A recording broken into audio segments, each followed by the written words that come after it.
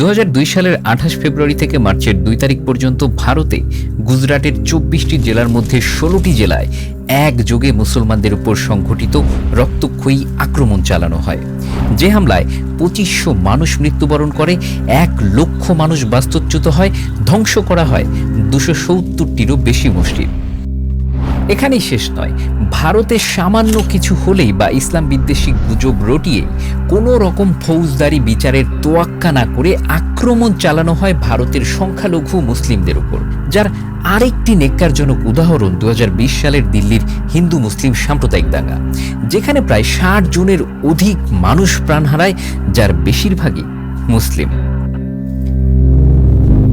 ভারতের কর্ণাটকের সেই মুসলিম বোনটির কথা নিশ্চয়ই মনে আছে সবার, যে একাই শত শত হিন্দুর জয় শ্রীরাম স্লোগানের সামনে বুক চিতিয়ে দাঁড়িয়ে বলেছিল আল্লাহু আকবার, যেই ঘটনা সারা বিশ্বের আলোচনার কেন্দ্রে উঠে এসেছিল সেই সময়।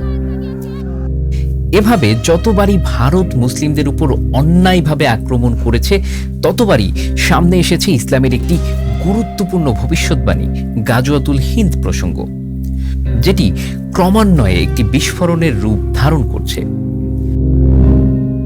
সম্প্রতি আবারও বাংলাদেশের সাথে ভারতের অসামঞ্জস্য কূটনৈতিক সম্পর্কের দরুন আলোচনায় উঠে এসেছে ইসলামের গুরুত্বপূর্ণ ভবিষ্যৎবাণী গাজওয়াতুল হিন্দ প্রসঙ্গ, যেটি ক্রমান্বয়ে ভারতের জন্য দুশ্চিন্তার কারণ হয়ে দাঁড়াচ্ছে এবং এই মুহূর্তে বাংলাদেশের সবচেয়ে আলোচিত বিষয়ে পরিণত হয়েছে। ইসলাম ধর্মাবলম্বী মানুষ থেকে শুরু করে অন্য ধর্মের মানুষের মধ্যে এই বিষয় নিয়ে একটি দ্বিধাদ্বন্দ্বের সৃষ্টি হয়েছে। তবে আজকের ভিডিওতে আমরা আপনাদেরকে সেই দ্বিধাদ্বন্দ্ব থেকে মুক্তি দেওয়ার চেষ্টা করেছি এবং বিস্তারিত আলাপ করেছি এই গাজওয়াতুল হিন্দ আসলেই কি ঘটবে। গাজওয়াতুল হিন্দ হল ইসলামের সর্বশেষ ও সর্বশ্রেষ্ঠ নবী হযরত মুহাম্মদ সাল্লাল্লাহু আলাইহি ওয়াসাল্লামের একটি ভবিষ্যৎবাণী, যেখানে তিনি উল্লেখ করেছেন মুসলিম এবং অমুসলিমদের মধ্যে ভারতীয় উপমহাদেশে একটি যুদ্ধ সংঘটিত হবে, যেখানে মুসলমানদের নিরঙ্কুশ বিজয় ঘটবে।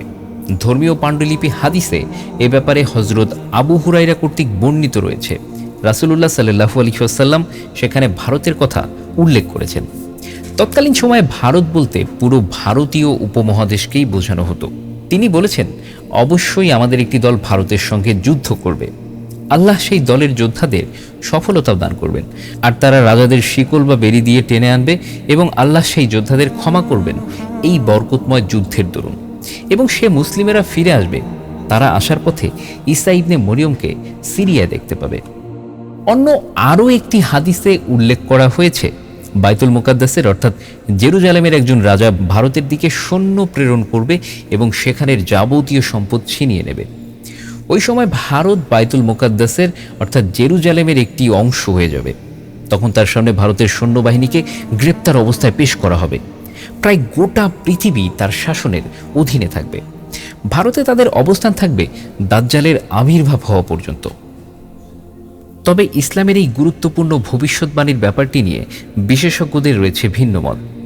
কিছু ধর্মবিদ ও ইতিহাসবিদ বিশ্বাস করেন যে এই ভবিষ্যৎবাণী ইতিমধ্যেই সম্পূর্ণ হয়েছে, যখন মুসলমানরা দ্বিতীয় উমাইয়া খলিফা মুয়াবিয়া ইবনে আবু সুফিয়ানের শাসনামলে মাহমুদ গজনবী ভারত আক্রমণ করেছিল।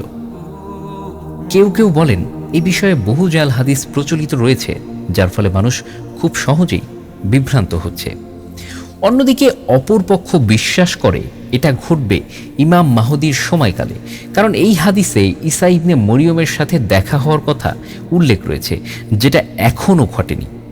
তবে অধিকাংশ মানুষের ধারণা এই গাজিয়াতুল হিন্দ খুব দ্রুতই শুরু হয়ে যাবে।